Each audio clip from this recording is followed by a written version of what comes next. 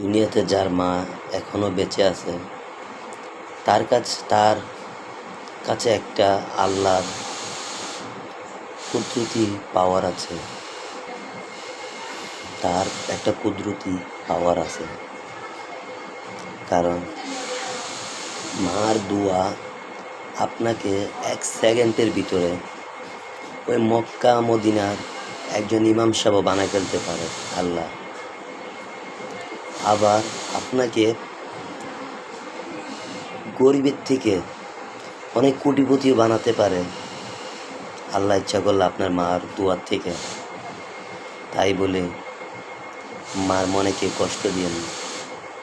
মার মনে যার মা আছে তার মনে তাকে অনেক সম্মান করবেন, কারণ আমি তো বললামই যার মা জীবিত আছে এখনো তাদের পাশে আছে, মনে করবেন আপনার কাছে আল্লাহর একটা কুদরতি শক্তি আছে, পাওয়ার আছে।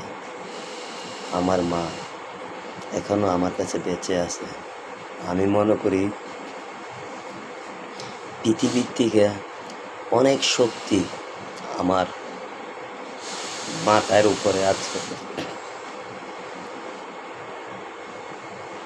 আল্লাহ যেন আমার মাকে আমার হায়ের যতটুকু আছে তার থেকেও আর চড়ুল বেশি দুঃখ, যেন মন পুরে মাকে দেখতে পারি, কথা বলতে পারি, খেদমত করতে পারি। সবাই মার জন্য দোয়া করবেন, মাকে কেউ কষ্ট দিবেন না। তখন বুঝবেন, আপনারা যখন মাকে হারিয়ে ফেলবেন তখন বুঝবেন কতটুকু কি হারাইছেন, কি কতটুকু কষ্টতে আছেন। কিন্তু আমি এখন মনে করি আমার অনেক বড় শক্তি আমার মাথার উপরে ভরসা আছে, আমার মার দোয়া আছে। আমার মা সবসময় আমার জন্য অনেক বড় দোয়া করে, তাই আমি অনেক ভালোবাসি, অনেক শান্তিতে আছি আমার মার দোয়া, বাবার দোয়া।